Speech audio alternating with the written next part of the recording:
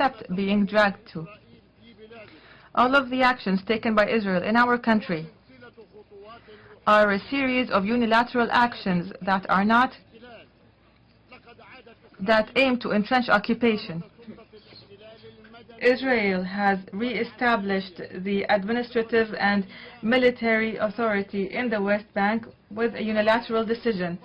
and it decided that its military authorities are the ones that determine the right of any of the citizens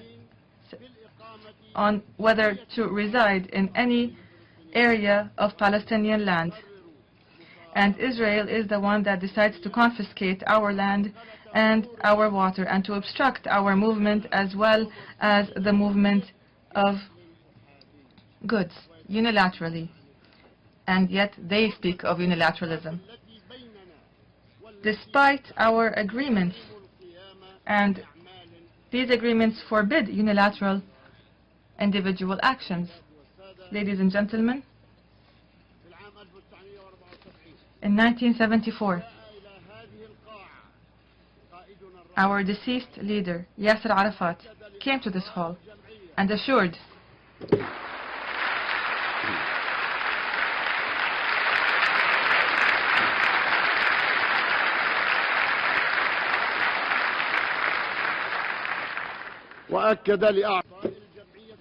and he assured the members of the General Assembly of our affirmative pursuit for peace. He urged the United Nations to realize the inalienable national rights of the Palestinian people, and he said, "Do not let the olive branch fall from my hand. Do not let the olive branch fall from my hand." In 1988, President Arafat again addressed the General Assembly, which convened in Geneva to hear him. There he submitted the Palestinian Peace Program adopted by the Palestine National Council at its session held that same year in Algeria. When we adopted this program, we were taking a painful and very difficult step for all of us, especially those, including myself, who were forced to leave their homes and their towns and their villages, carrying only some of our belongings and our grief and our memories and the keys to our homes to camps of exile and diaspora in the 1948 Al-Nakba, in one of the worst operations of uprooting, destruction, and removal of a vibrant and cohesive society that had been contributing in a pioneering and leading way in the cultural, educational, and economic renaissance of the Arab Middle East. Yet, because we believe in peace,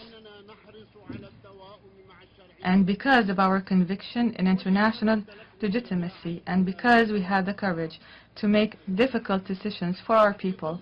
and in the absence of absolute justice, we decided to adopt the path of relative justice. Justice that is possible. A justice that could correct part of the grave historical injustice committed against our people. Thus, we agreed to establish the State of Palestine on only 22% of the territory of historical Palestine,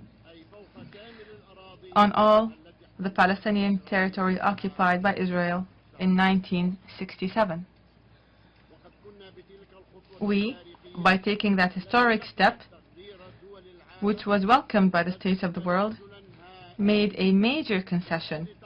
in order to achieve a historic compromise that would allow peace to be made in the land of peace. In the years that followed, from the Madrid Conference and the Washington negotiations leading to the Oslo Agreement, which was signed 18 years ago in the White House garden and was linked with the letters of mutual recognition between the Palestine Liberation Organization and Israel, we persevered and dealt positively and responsibly with all efforts aimed at the establishment of a lasting peace agreement. Yet, as we said earlier, every initiative and every conference and every new round of negotiations and every movement was shattered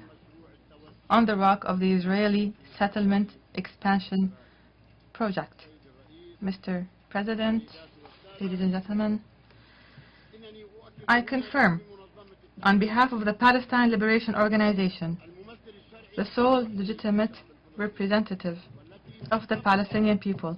which will remain so until the end of the conflict in all its aspects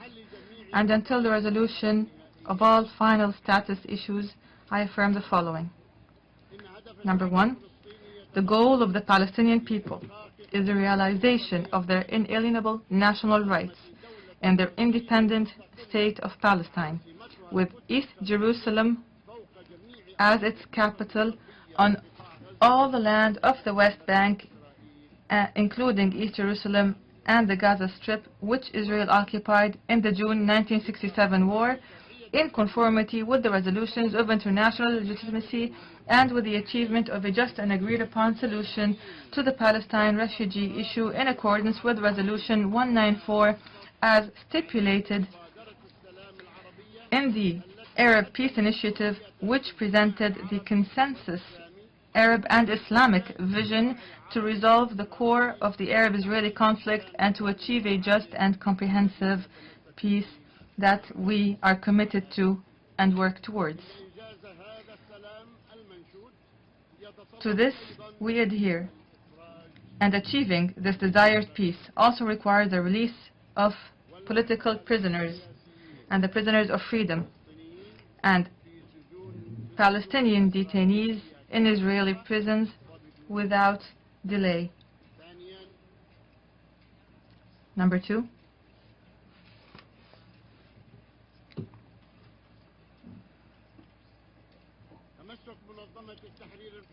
the Palestine Liberation Organization and the Palestinian people adhere to the renouncement of violence and rejection and condemnation of terrorism in all its forms, especially state terrorism and the terrorism by settlers, and we adhere to all agreements signed between the PLO and Israel. Third, we adhere to the option of negotiating a lasting solution to the conflict in accordance with resolutions of international legitimacy. Here, I declare that the PLO is ready to return immediately to the negotiating table on the basis of the adopted terms of reference based on international legitimacy and a complete cessation of settlement activity. Fourth, our people will continue their popular peaceful resistance to the Israeli occupation, will continue their popular peaceful resistance to the Israeli occupation and its settlement and apartheid policies and its construction of the racist annexation wall. And they receive support for their resistance, which is consistent with international humanitarian law and international conventions, and has the support of peace activists from Israel and around the world, reflecting an impressive, inspiring, and courageous example of the strength of this defenseless people, armed only with their dreams, courage, hope, and slogans in the face of bullets, tanks, tear gas, and bulldozers. Fifth, when we bring our plight and our case to this international podium, it is a confirmation of our reliance on the political and diplomatic option, and is a confirmation that we do not undertake unilateral steps. Our efforts are not aimed at isolating Israel or delegitimizing it. Rather, we want to gain legitimacy for the cause of the people of Palestine. We only aim to delegitimize the settlement activities, the occupation and apartheid and the logic of ruthless force, and we believe that all the countries of the world stand with us in this regard. I am here to say, on behalf of the Palestinian people and the Palestine Liberation Organization, we extend our hands to the Israeli government and the Israeli people for peacemaking. I say to them, let us urgently build together a future for our children where they can enjoy freedom, security, and prosperity. Let us build the bridges of dialogue instead of checkpoints and walls of separation. Let us build cooperative relations based on parity and equity and friendship between two neighboring states, Palestine and Israel, instead of policies of occupation, settlement, war, and eliminating the other. Mr. President, Excellencies, ladies and gentlemen, despite the unquestionable right of our people to self-determination and to the independence of our state, as stipulated in international resolutions,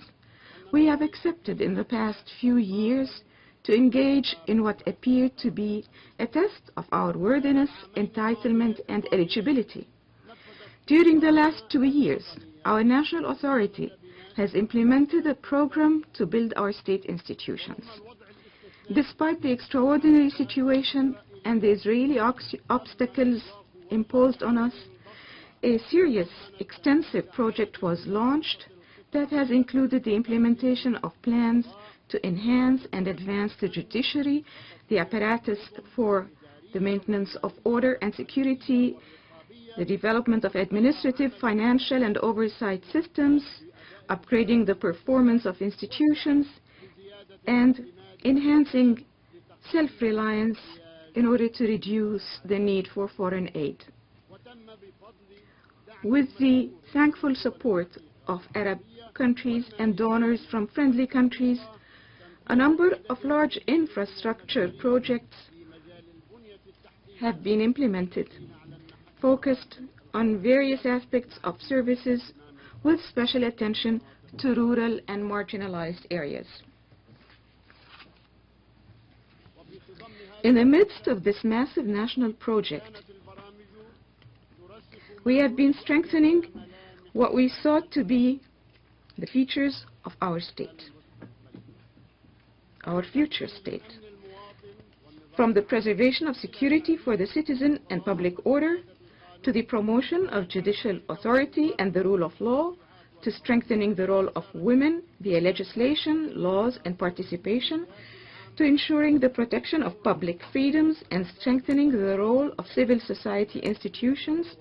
to institutionalizing rules and regulations for ensuring accountability and transparency in the work of our ministries and departments, to entrenching the pillars of democracy as the basis for the Palestinian political life. When division struck the unity of our homeland, our people, and our institutions, we were determined to adopt dialogue for the restoration of our unity. We succeeded months ago in achieving national reconciliation, and we hope that its implementation will be accelerated in the coming weeks. The core pillar of this reconciliation